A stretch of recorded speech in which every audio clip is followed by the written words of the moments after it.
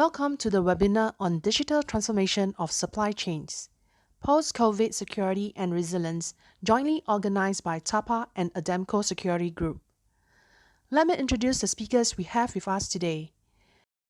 Mr. Patrick Lim, Director of Ademco Security Group, Mr. Tony Luck, Chairman of TAPA Asia Pacific, and Mr. Roger Lee, Board Member of TAPA Asia Pacific. Hi, Tony. I shall hand it over to you now. Thank you very much for that warm welcome. And hey, Patrick and Roger, welcome to today's discussion. Hey, good afternoon and good morning to some of our listeners. All right, so we had a large number of registrations, so very impressed with the number of people that are interested in the subject. And so, hey, we're all in unprecedented times. I'm not going to labor on the COVID events because I think all of us are probably overloaded with them. But in terms of moving forward, I think all of us realize that the move to a digital platform or a digital way of doing business has become a big game changer, right?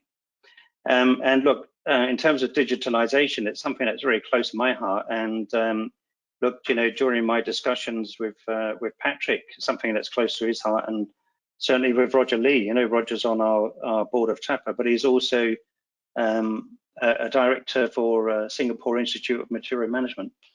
So look, between the three of us, we got our heads together and we went, look, what are we doing? What is TAPA doing?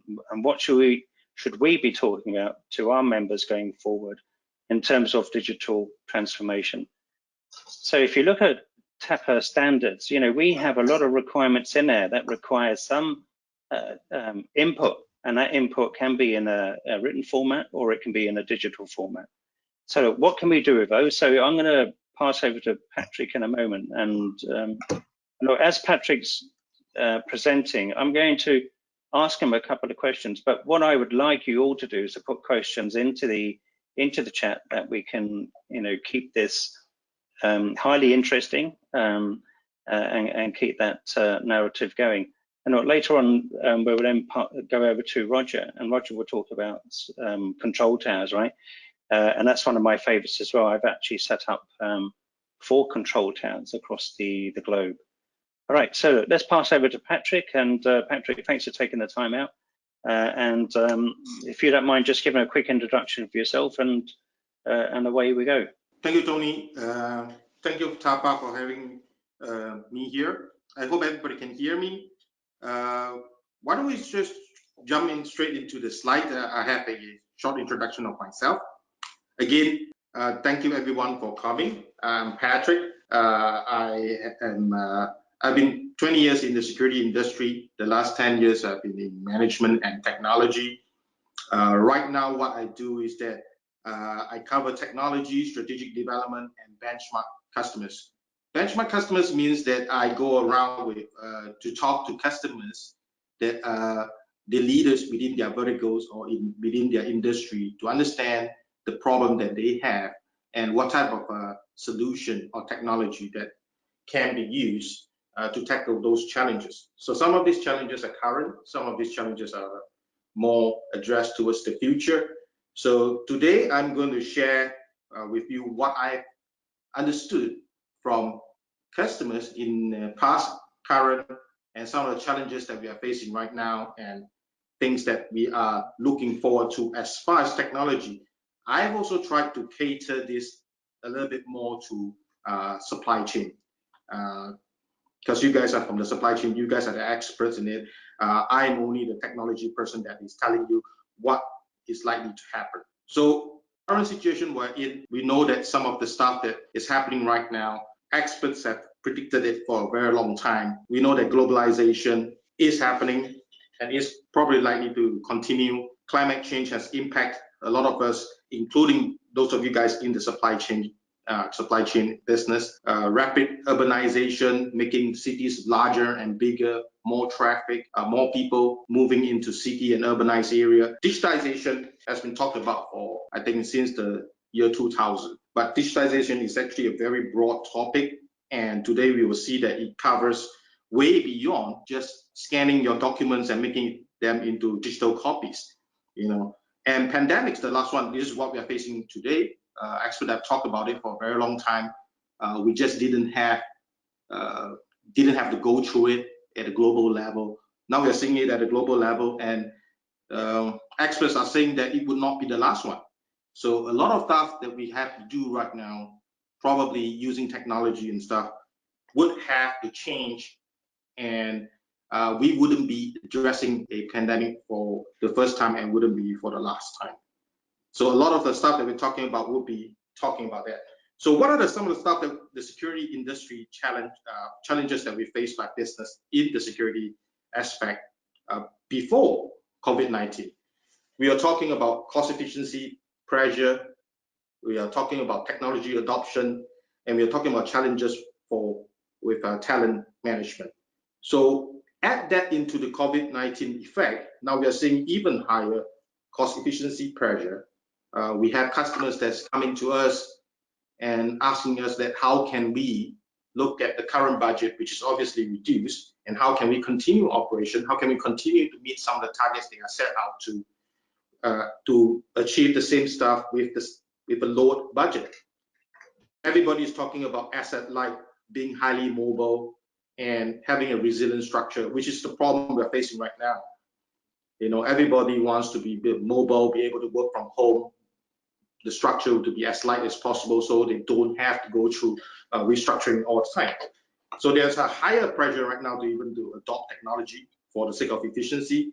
There's a greater requirement for remote awareness because a lot more people are not going to be on site now. So situational awareness is not as easy as before. Before that we could just talk to each other, walk to each other's office and give an update. Right now, to have a live update of the site or to have it as fast as possible update on the site may not be that easy anymore. Physical distancing, whether is it the next pandemic or the one that we will ride out, even if you ride out this current pandemic, we might go back to some sort of a normal in the past. But the likelihood is that if there is going to be another pandemic, even before that, if we have a global detection system, the likelihood is that before the next pandemic comes, we will detect it, it's going to go global, we will have to start practicing physical distancing again. So that is one possible scenario that's going to play out. And that is something that technology is going to help us to try and work out a new way to work. So some of the stuff that I'm going to talk to you today, I'm going to be very selective because there's so many things that is happening in the world right now in terms of the technology.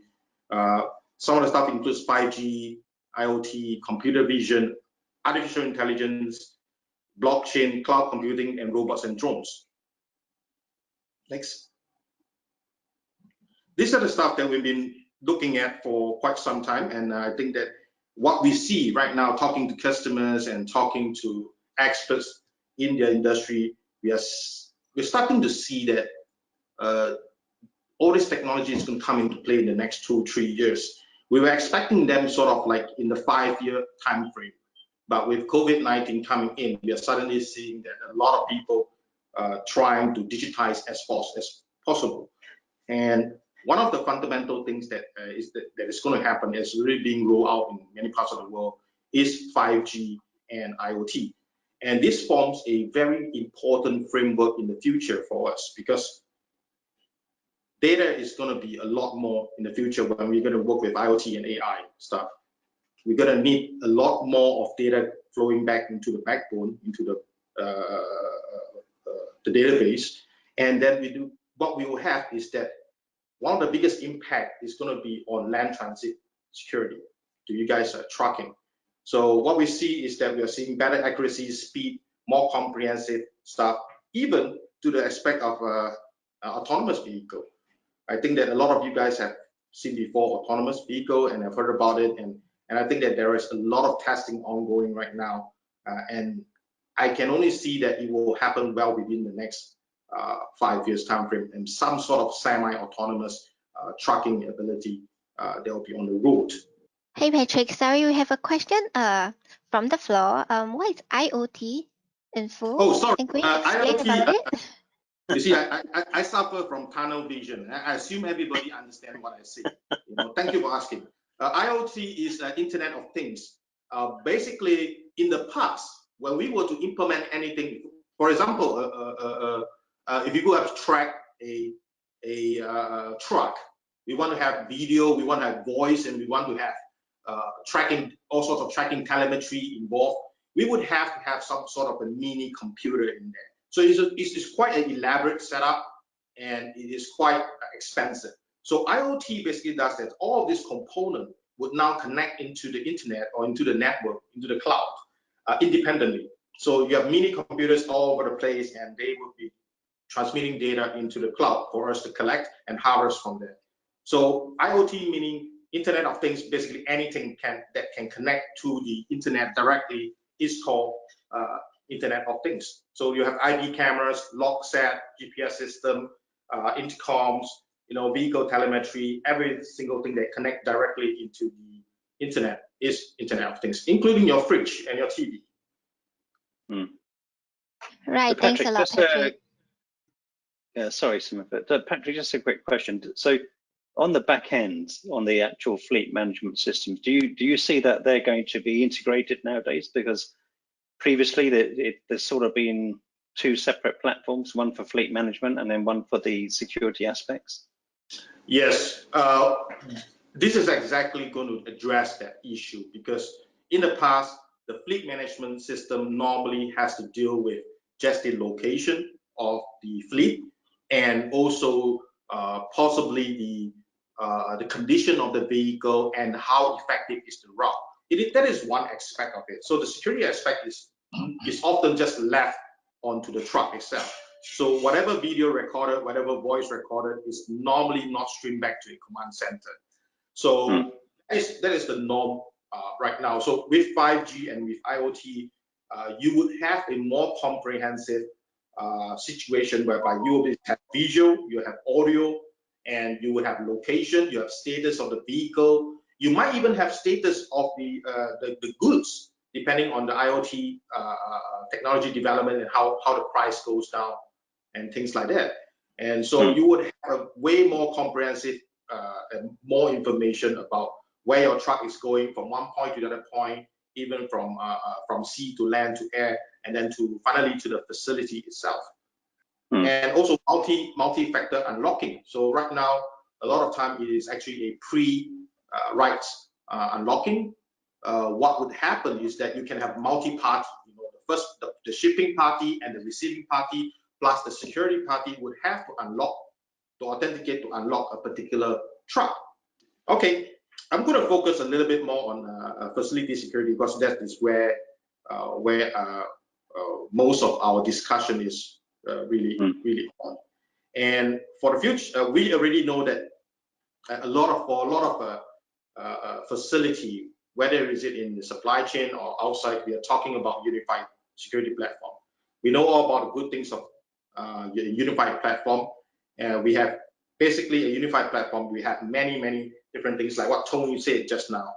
Instead of several different subsystems trying to work by themselves, we now have one single unified platform. What you see on the screen is one single control system, and then you would control video, graphical maps, intercom, alarm system, asset, license plate recognition, access control to your facility. Everything is on one platform. Why do you do that? You do that because coordination between different facilities and different points is even different points within a facility is a big headache. So you need a coordinated information. You need speed. You need it to be faster. You need to have live situation awareness. You want to know what's happening exactly right now at the loading bay. You want to know what's exactly happening right now. Just how has the vehicle leave the compound? Who did it? Why? And who authorized it?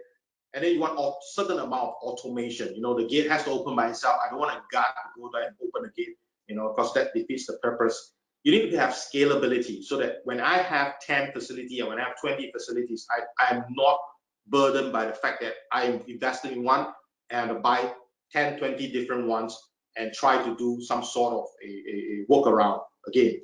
So open architecture and quality integration, very important, because when you invest in one single platform across multiple facilities, you want to be sure that the factory integration is of the highest quality, because then you have the option of buying from several brands, and you don't want a situation whereby it's done in-house, because when that staff leaves, then you have nothing left. Then you are very dependent on that one particular staff who have done the integration in-house. Correct.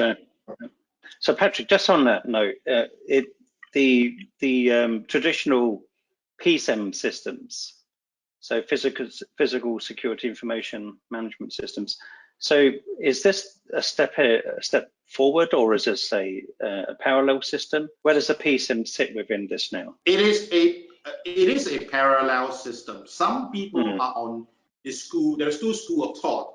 One, you buy a unified security platform. Normally comes with one particular brand, and then you have the core system that's from one brand, and then you have multiple subsystems that will work with other brands. So when you evaluate the system, you want to go with the platform that is the most established, that has worked with many third-party partners for many years. For PSEM comes with the promise that you will be able to use one core platform, and I will be able to integrate into anything out there in the market. However, based on my personal experience, is that it is a promise.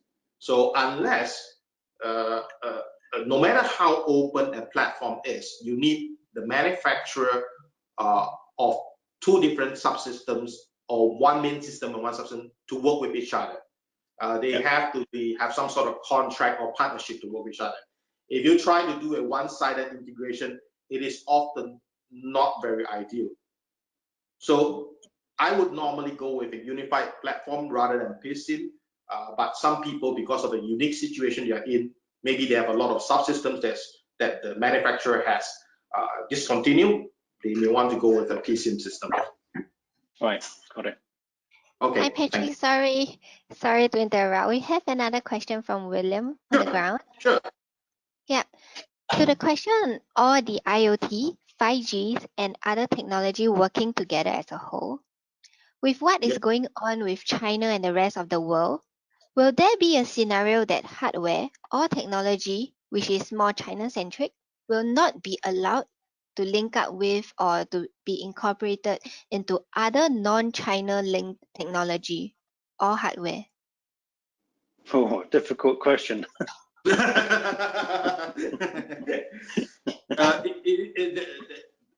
We are living in an era whereby politics have gone into businesses and technology.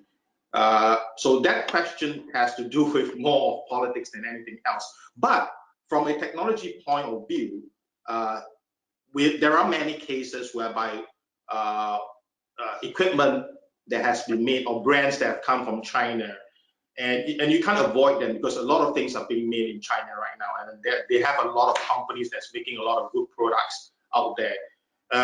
And there are cases whereby they are no longer part of they are being kicked out of certain standards, or they are rejected by certain government, and really these are all independent cases. End of the day, the technology itself still would be able to work with each other. So beyond the politics, some of this technology will still be able to work with each other. There is no change in that. However, if you're talking about compliance, and I think this is the part that people tend to get it wrong. Compliance can be probably politically driven, because they need it to be of a certain standards, and that certain standards require you to have a certain certification. That is the different thing. If you have compliance that you need to meet, you would have to be careful about that.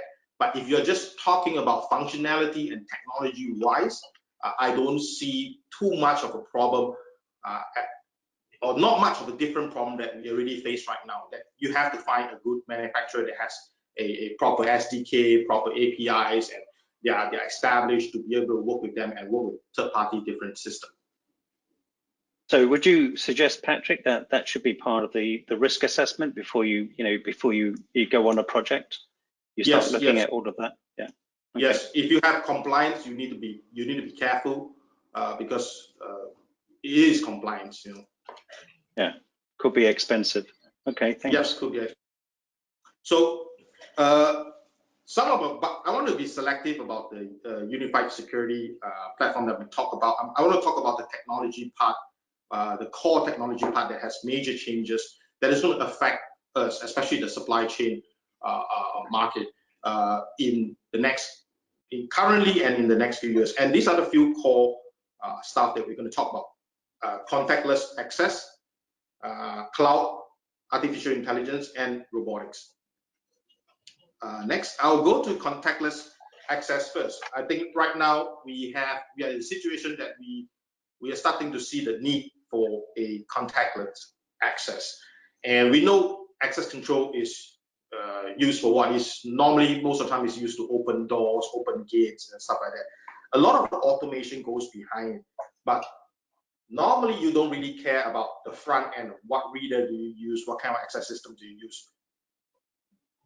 In the past, or in the last few years, biometric has been, fingerprint has been the de facto system, but right now we are seeing more things being integrated at the front end. Recently, because of the COVID-19, we are talking about contact tracing, we're talking about temperature screening, and even recruitment screening from one of the technology I'm going to talk about. Next slide, please. I'm going to talk about two particular technology that is going to be is already a big thing right now in the market, especially at this moment in time. One is facial recognition. I think we can't run away from it. Every day we either hear news about it or we see it in action. The other one is mobile access. So some of the good things, and I want to study some of the good, share with you some of the good things and bad things that I've personally come across. Let's start with the facial recognition part. We know that facial recognition is very fast and it is very flexible enrollment. That some of the very good technology would enable you to just enroll a person based on a photo that is about 10 years old, and still would be able to detect you fairly accurately. It is totally hands-free, so it's not a case, there is really no risk for you to go and touch a panel, which is a common point right now, which you don't want to. It is very good for contact tracing, so you can share the information with cameras, regular cameras, and then they will be able to track this person is with which other person together today and where has it gone to. So in a situation where we are right now, it is very good for contact tracing purpose. The downside to that is that right now, if you look in the market, you have something from $25 US all the way up to $2,500 US. There is a difference in it, and you need to be very careful when you buy something. There's out there, no algorithm is made the same. Do some background check whether they been deployed in commercial environment, whether they have been tested before, who is using them. This is what I do with benchmark customers. I ask them what do they use and what kind of algorithm and what is their concern. So do watch out for the excessively cheap ones out there. I'm not saying the expensive ones are good, but there are some that's really cheap that you can watch out for that. Mobile access is the other one. Mobile access basically is using the Bluetooth, low energy Bluetooth signal on our phone to send across a digital credential to open doors. It is also hands-free. It is extremely cost effective. Basically what you're doing right now is that instead of using a card, a physical token card, you will have a digital card that is in your phone right now, encrypted and stored inside your phone. And all you need to do is to go near a particular reader, and you can actuate it through an app or just place it near the reader to open the door. So it's very easy. You can send a QR code to a visitor or even use it to open up locker system. So there is less privacy issue with that, because when compared to the facial recognition system, because when we talk about facial recognition, people think about photos and stuff like that. They don't want to give that away. So there's a much less privacy issue when we're talking about using your mobile, giving you a digital credential through your mobile phone. The downside to that is that not all of them have good cybersecurity standards. So you need to really check. There are online websites that test a lot of these mobile access products. You can go over there to take a look. Avoid residential grade stuff, because that's most of the stuff is being cracked at the residential stuff. Next thing we're talking about is AI. Sorry, Patrick. Yep. Yeah, back to the point on facial recognition. Right now, with all the governments implementing the mask on policy, how effective do you think the facial recognition technology will be in this point of time? There are systems out there because we are okay. It's short, but it's actually a bit long. We are 3 months into 4 months in 5 months into the pandemic. There isn't enough information to show how accurate some of this algorithm is with the mask on. But the basics of all algorithm is that the more points you have on a facial information, the more facial information that you have, the higher the accuracy level. So some of these algorithm seems to promise that they can detect or match fairly accurately even with the mask on. But I still wouldn't bet on it at this moment in time until I see some proper testing. But we do have customers who have to deal with the situation, and they have gone ahead to purchase system that would be able to detect despite having a mask. So it is too early for me to know right now. Sure, one more question. Sorry? Sorry, Patrick. But if I were to buy something, I would definitely ask the vendor to do a proof of concept. You know, come to my facility, I'll set it up, and then walk through a couple of guys, set up scenario to test it out. You know, whether it's accurate, not accurate. You know, there's plenty of ways to test it. You know. Sure. So the next question is that US and Europe is starting to ban facial recognition due to racial profiling. Do you see that happening in Asia? And if so, what is the replacement technology that we can look at? I don't see that. I don't see that changing too fast in Asia. The other replacement technology for facial recognition is iris recognition.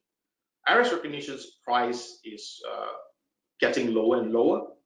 However, the detection rate for the distance needed to implement a iris recognition system versus a face is still quite different. A facial recognition system would probably can do it within like 2 meters, within 2 meters, but iris recognition system would require 30 cm for it to be effective. So in terms of the number, how fast it is, the traffic, the volume that it can handle, facial recognition at this junction in time in Asia is still unparalleled. So it will take some time, and obviously the laws and the sentiments in Asia is very different from Europe and the US right now. And so I don't think that in the short run, Asia would be too fast to get away from that. But there are alternatives. If it's a case whereby anybody has a concern, there are alternatives. There are iris recognition system out there that's non-contact based. You still can use it. I suppose they can always go back to fingerprints, right? If they, yes, if that was. You can always go back to fingerprint, but after all this, I'm not sure. The hygiene level for everybody seems to have risen quite a lot. So you don't want to take any common points. So yeah, I think we've already crossed that line with facial recognition. I can't see us going back from it personally. Yeah, but, I agree with Tony. With Tony. Yeah. So the next thing is artificial intelligence. Basically, it is something that would enhance our situational awareness. Let's go to the next slide. I'll explain further. Okay, artificial intelligence is a very popular buzzword right now. It's been for a couple of years, but a lot of time when I ask people what is artificial intelligence, people often do not give me a very or they give me many different answers. I think that is about right. And artificial intelligence is different for everybody. You know, as you can see, if you are talking about nursing home, it is about providing comfort for the patients and stuff like that. For the supply chain market, then it would be a totally different thing.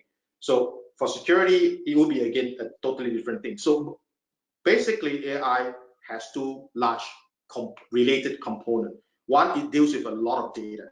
The more data that you have, the smarter your artificial intelligence is going to be. The other part is machine learning. Machine learning is basically an algorithm for the machine to learn like a human being. So how does it work? You have a whole bunch of data that you can feed to your computer, and the computer will start churning through all the records and all the different scenarios and things like that, and you'll start learning. You will tell the system, you will tell the computer what is right, what is wrong. With enough coaching and learning over a long period of time, the system develops its own intelligence. That intelligence is different from human. That intelligence is more like a pattern recognition, or more like an experience-based type of technology. So basically what it does is that it detects patterns, and in future, what it may do is that it may even give recommendations. A very simple example that we have is churning through the huge amount of data that you may have in a supply chain, and you discover the AI churns through all the data, and you discover company X is handling goods over when they are handling goods with a value of over 500,000 during April to September, losses happen on every last Wednesday of the month. The complexity of such a statement would require you to dig through many different data points, and would require a human probably months to get to that conclusion. But this is something that if you feed to a AI algorithm, it will tell you immediately. So some of the difference that we see here, as far as the currently we had most of the unified security platform is in automation stage. We are now going to an AI stage, and this will be the difference.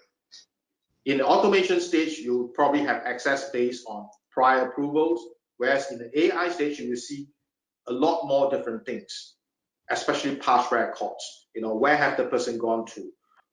Who is this person? What has he done? What was he the last time here? And then does he have training? Does he have safety? What is his safety training? And all this stuff in the vehicle. You know, what was the last record? Does he always legal park in our compound? You know, does the driver and the vehicle match? Are they from the same company? You know, all this would AI will churn it out and tell you the possible possible risk involved. Next. The next thing we're talking about is cloud, and cloud is something that has already happened for a long time, but I don't see that take-up rate in Asia for security purpose to be that as high as it should be. I don't know the actual reason for that, but it is actually quite common in Europe and in North America that customers would actually use cloud providers to run their security operations. So basically, what does cloud provide for security, facility security, is in managed services, hosted systems, design and build and run outsourced services, and customers would only be focused on the results rather than specifications. Because right now, what you do is that when you build a command center, you will be very focused on the specification of the command center. You have to put in a lot of money, hire the right type of people, and then to come in to man those command centers. And what happens is that with the business cycle going on right now, you might need to scale up or scale down quite frequently. And that is very difficult if you have a physical command center out there. So what people do right now is that they would go through the use of cloud technology and try to get a virtual command center out there to outsource some of the stuff. I'll just pick up one of the examples. For example, patrolling. You know, instead of you having the guards to patrol your compound or your facility, right now you can just outsource it to a video guard tour. So you have some command center out there that's looking at your video on site, and with the help of analytics and a digital video, you will be able to be more consistent in conducting your patrol, and then you would save a manpower on site. So when you need to expand that operation, you probably already have a CCTV cameras coverage in your site that you can talk with a virtual command center and try to customize something for it. So it gives you a lot more flexibility and a lot more flexibility in terms of operation and cost savings itself. So if you need more people right now, you have to engage a new guarding company and then increase like 10, 20 people, or you have to start implementing certain technology upfront. But you don't really have to when you start to subscribe to a security as a service type of model. You there's like a 10, 20%, or maybe even 30% of expansion and downgrading that you can do very quickly when you have a cloud command center out there. So the next thing, so we have seen already Salesforce, software as a service, Amazon, we are familiar with them as infrastructure as a service, Equinix, data centers as a service. But security right now, we are still not seeing that take up very high in Asia. I'm not sure what is the reason, but it is a growing trend around the world. And we have customers that are right now starting to use it, and all the technology is available. So I would suggest customers to start looking at this, because this is one way to go to be really nimble with your operation and not have that high capex concern all the time. Next one. The last section, and is something that very sexy, robotics. How robotics has already helped the supply chain or logistics industry is quite well known. Alibaba has a very advanced system in place right now that is they use for warehousing and the distribution of goods and stuff like that. But we are also talking about how robotics can help in the facility security operation itself. So some of the things that will be, next slide please.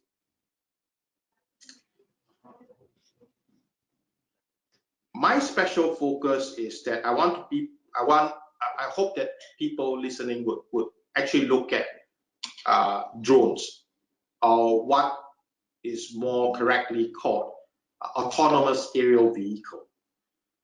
The reason why I say that is because land robots have a lot of limitation, because they're limited by the available road we have within your facility, and it's limited by the human traffic and the slope and everything. There's a lot of obstacle when you are not talking about a land-based robot. It is not so easy to implement, and most of the time, because of that limitation, they are single task robots, which makes it very, very expensive.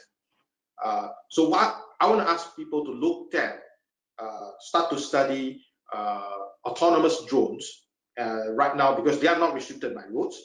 They are now self-homing. They have safety features right now. So if they drop from the sky, they have a parachute.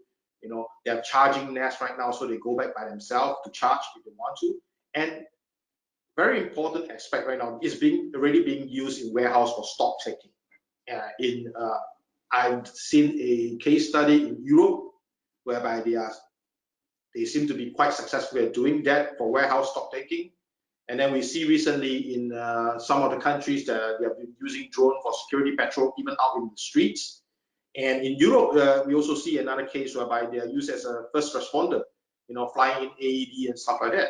So what will happen is that a lot of this autonomous aerial vehicle will be pilotless, meaning that you do not, in order to implement one of this, you do not need, your facility does not need to engage a pilot.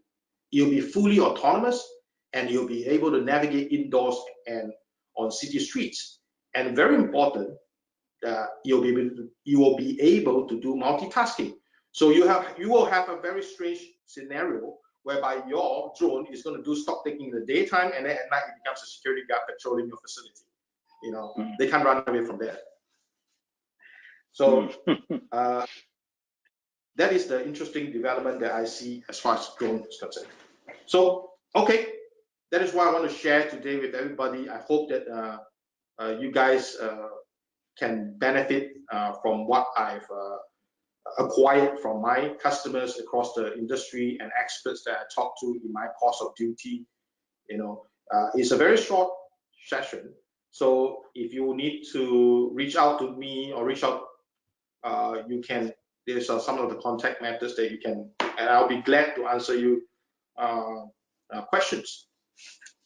So Patrick, thank you very much for that, and don't go away, all right? Because what I want to do now is pass it over to Roger, talk about the supply chain control towers, and talk about some of those features that you mentioned where we can take those inputs into control towers. So over to you, Roger. Thanks, Patrick. Very good introduction. Excellent. All right. So I think I just want to go through very quickly the control tower process. We talk about people, process, and technology. All right. How do we leverage our process, our people, and technology to ensure that we incorporate what we call driven technology in our ability to have a good control? And I like Patrick's way of talking about what we call facility. All right, the future of facility, whereby you have what we call a centralized system. All right, which is actually very critical for success. Right now, a lot of companies are actually working very closely on what I call silo. Each department have their own, their own system and so on. But to be able to get everyone together is indeed a challenge, even in most corporations right now. All right, next slide, please. Okay, the controller, if we look at the left-hand side, okay, it's actually like a tower. The level one is we're talking about visibility. Visibility is very important. We need to have events and milestones across the entire network. All right, under supply chain, this is very basic. All right, the key emphasis of supply chain. All right, only one word: visibility. How well you run your supply chain, right? It's only one word: visibility. If you have visibility, you can run your supply chain well. Just level one. All right, and that is minimum. All right, for example, DHL. The success of DHL, the top in the world, or TNT in the past, or Federal Express, they focus a lot of visibility, ability to see what's happening to your inventory, ability to see what's happening in your supply chain. All right, and right now, since the involvement of Alibaba, Jack Ma only have got one concern: how do your customer, when you deliver a product, the last mile delivery. When people talk about last mile delivery, it is always what? When can you tell your customer when the goods will arrive? Not easy. Many people struggle to do that. But Amazon, all right, Lazada, they do it very well. All right, the moment before they arrive, they WhatsApp you, they SMS you, your parcel will arrive by today around noon time. That's visibility. This is minimum now. That's level one. Level two, we talk about alerts. Right, level one visibility is so hard to achieve. Now we'll talk about level two alerts. Level three talk about decision support, and level four talk about autonomous. Right, you have intelligent agents to run your supply without human intervention, and that's what Patrick talked about, AI. Yeah, while we try and get Roger back, Patrick, let me just go ask you a couple of questions there, because look, in terms of visibility, you gave some overviews of what can be done now with the track and trace of trucks, right? Down to the parcel level, etc. So in terms of the platform you were showing in the unified security management system, how do you see that actually mapping in against like a order management system for logistics or some other SAP MRP process? Some of the customers that we dealt with was that every supply chain, especially when you go end to end, it may not always be the same, because there are certain processes that at the tail end or the back end or the front end is a bit different. So a lot of times when we implement, try to track things, there was a lot of blind spots in it, and what we have to really improve and address it from a technology point is really the data acquisition and how to get that data back into the back end.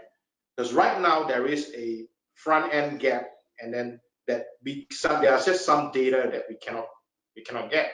There are gaps in between, and then when the data starts to get back to the back end, then we have an issue of too many information. Yeah. How are you going to digest all that information, and what are going to make sense out of it? And how is it useful for the operational people at different stages? So we have several problems that we have to tackle. And even if we integrate with the SAP and stuff like that, that is a whole different monster altogether. So a lot of engagement with the different party involved is very important to see what is the value that is really important for you as the party involved, what is most important for you and what's most important for your customers, and then what are data points that we need to really collect, because there's so many things that we will need to collect. Yeah. Okay, Roger, we've got you back, so carry on, please. Yeah, sorry about that. Yeah, I pay my bill. I did pay my bill. So I was going to talk to you about that afterwards. You know, it's going to save you some money. It's awful. I'm so embarrassed. So sorry about that. It's really embarrassed. So, earlier I talked about the control tower. It is a visibility decision-making system in real time, right? And with what Patrick is saying, you know, the AI and so on, with a strong control tower, we can do a lot of things. Now, okay, can I have the next slide? The next slide, yeah. All right, traditional supply chain, supplier, production, distribution, customer. We got one straight line. Integrated supply chain ecosystem, control tower in the center, right? In the center, you got customer, distribution, production, supplier.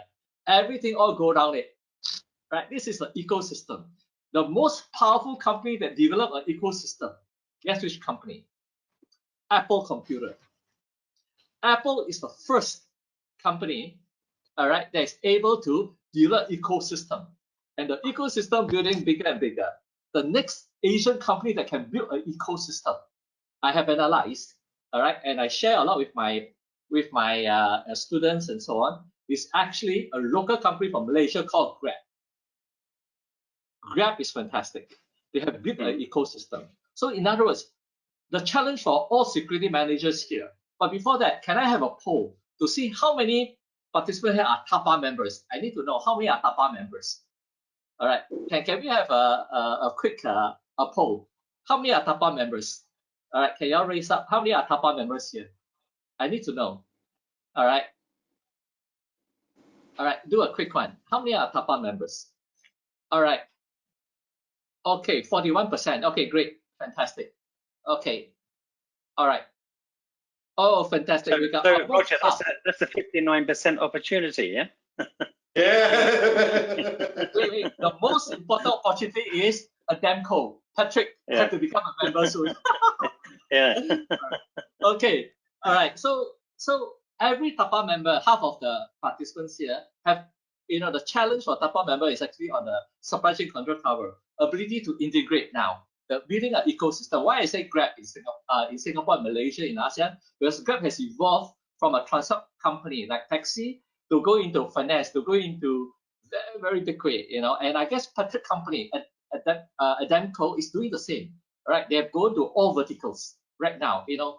The growth rate of Ademco is unbelievable. All right, so I've seen it as a case study. All right, and for us, for all the 50% of the members here, look at this. What is this? FSR 2020, right? Inside the latest this year, FSR 2020, all of you bear this in mind. TAPA members, right? Inside have got multi-site.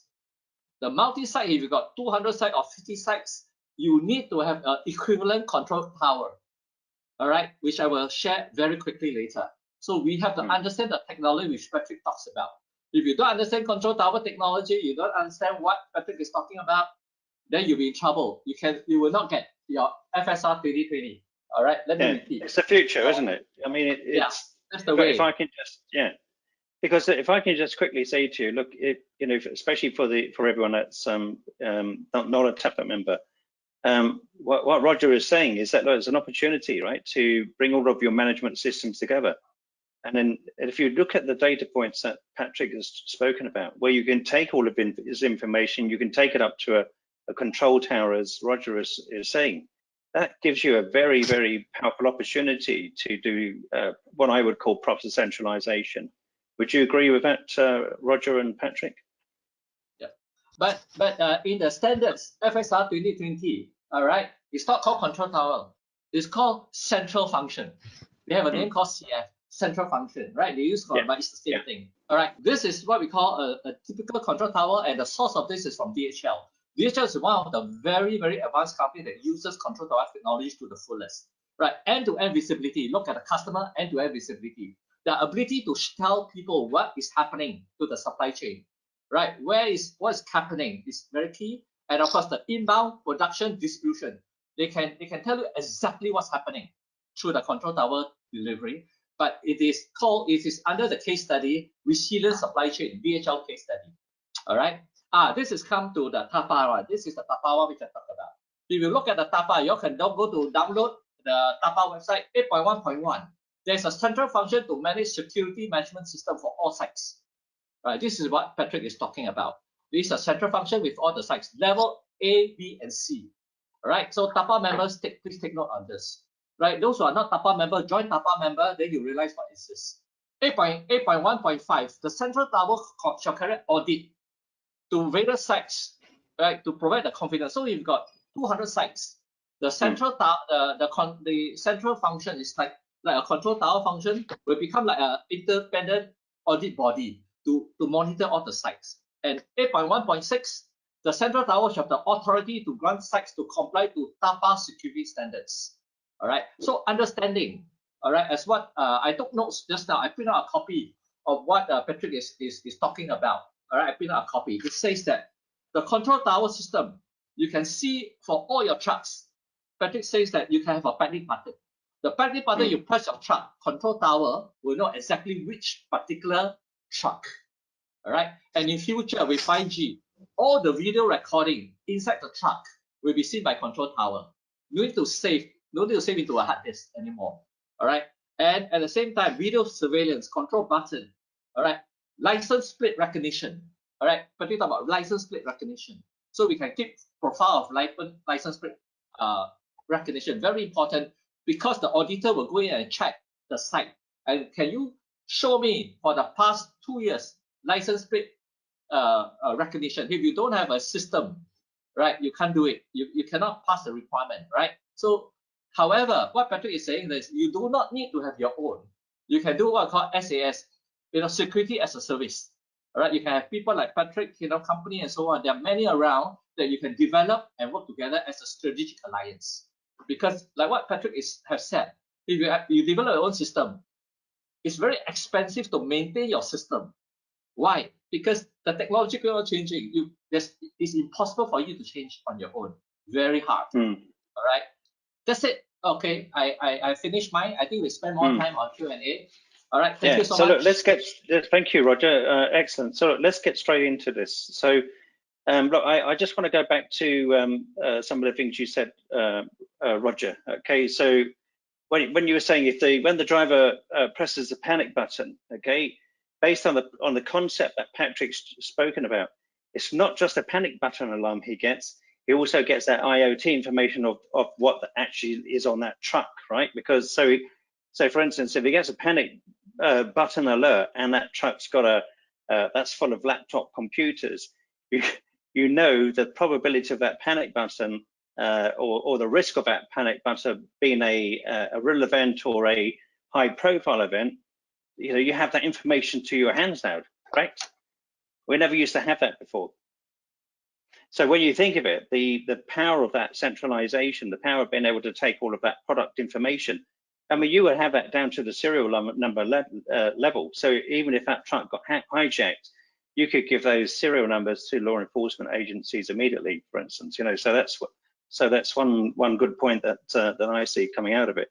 But look, going back to the whole supply chain, when we talk about resilience, so if we just stop for one moment and just think about what you two guys have said, that there is a massive opportunity, and I know because I've done it myself. There's a massive opportunity for everyone that's listening to this today to really reevaluate the whole supply chain and see where all of these aspects that Patrick mentioned and you've mentioned, Roger, comes together.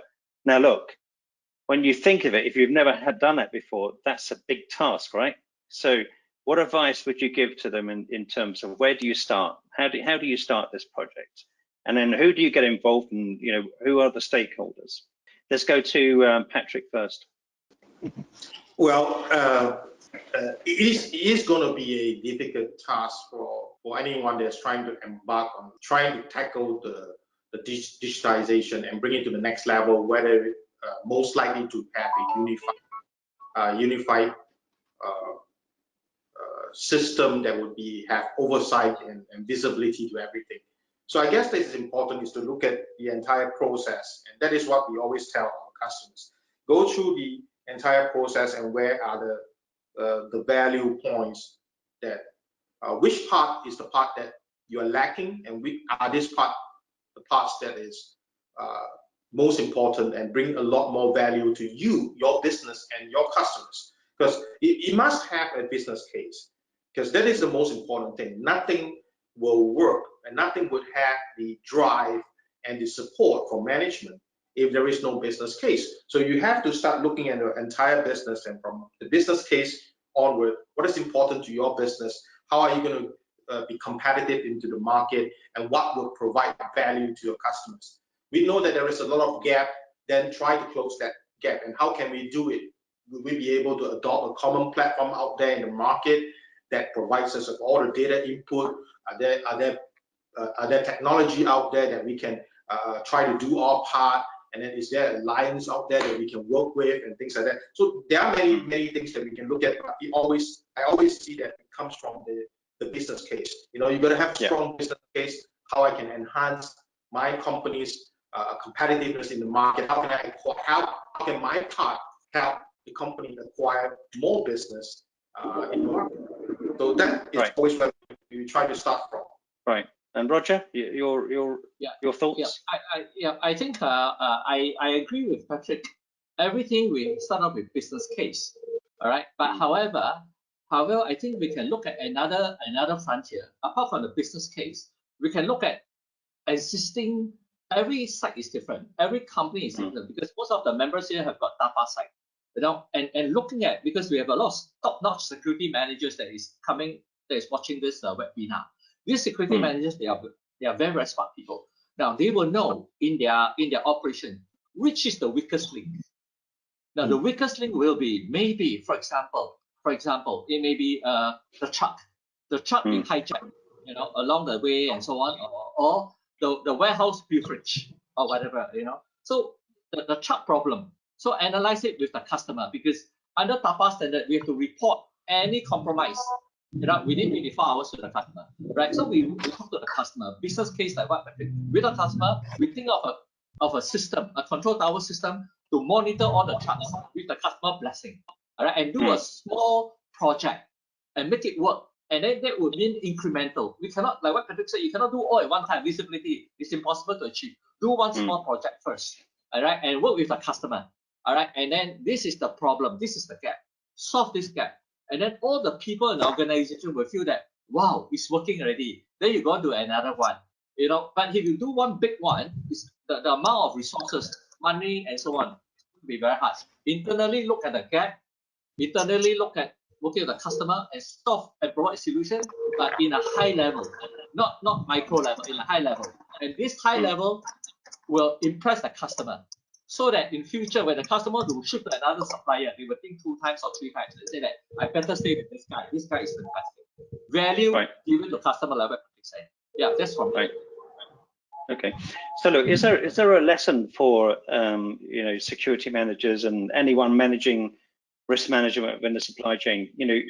Certainly for when I was in that role, I made security part of value add for those customers. So is that a lesson to be learned there? And if so, what's the advice to security managers to actually be able to sell their solutions as part of that sales mechanism?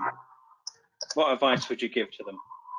For security heads, security managers and directors, I feel that there is always an issue of security not being aligned exactly with the business.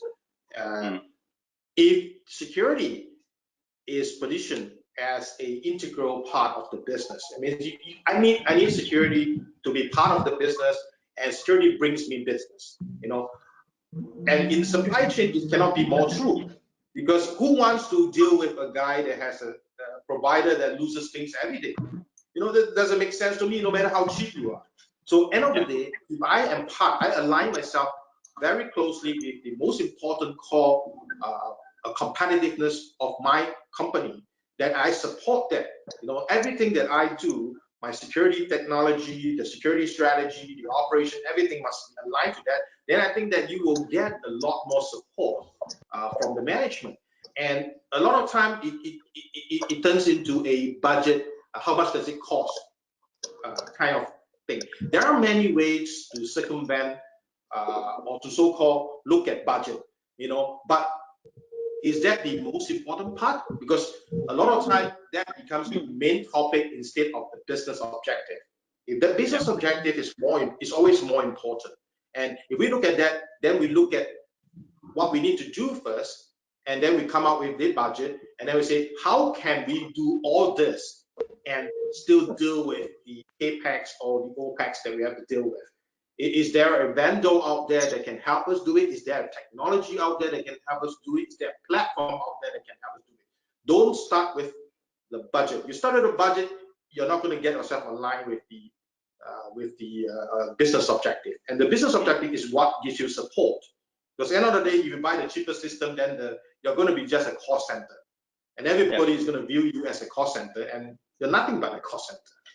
Yeah, correct. You know, I always use the terminology, why is the cost of not doing it, right? What is the cost of not moving forward? Roger, listen, we're slightly over time. Do you want to quickly answer that? And then I'll pass back to Samantha. She has one question for us. Yeah, maybe I do a quick one, because what Tony said is very, very important. I need to amplify what Tony said. Just give me 1 minute. I tend to speak very fast, so please pardon me. All right. So what's going to happen now is this. Tony struck me something very, very hard, deep heart in my heart, because I talked to many security managers here. The list shows 50, 60 security managers. I talked to them. You know, every time the security manager comment, I say, hey, Roger, sorry, you know, I want to embark on TAPA and so on. You know, my boss, the accountant, want to cut the budget, because during economic slowdown, what's the first thing they cut? Budget. And the budget will be cutting on my budget, you know, my security budget. I'm very, very disappointed. What do you do? So the very important thing, like what Tony has said, the security manager told, we have a dialogue. The security manager, I cannot go lower the budget, you know, too low. How can I sustain my risk exposure?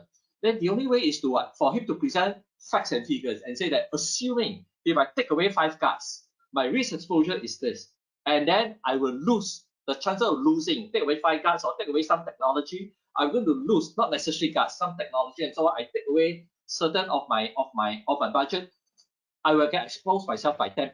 This 10% will cost me losses 3 million. And not only that, my customer will leave us.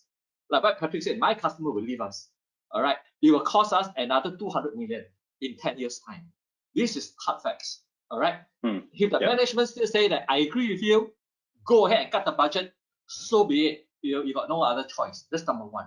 Right. Number two is our ability, right? Our ability to look at how do we ensure that whatever things we do, it give incremental. You know, if I fix up all this, my customer respect us more. My customer thinks that we are doing it, because I ask a lot of members out here, the list of members, you know, why do you take TAPA?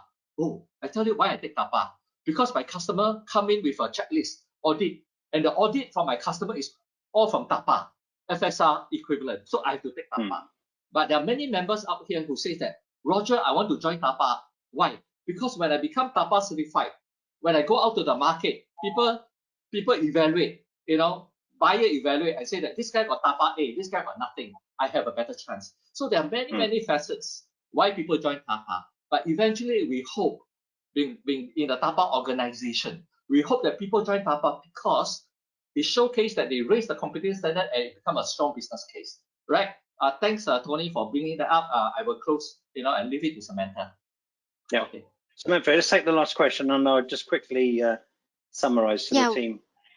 Sure. We have one more question. How do you distinguish a control tower and a command center? Okay, so I was going to cover that, you know, because, you know, when you were talking about the central function, I was going to actually say to you, Roger, you know, look, each company has a different name from it, don't they? In many respects. But Patrick, what's your sort of experience on that? Well, whenever I would approach a customers, we always talk about command center, but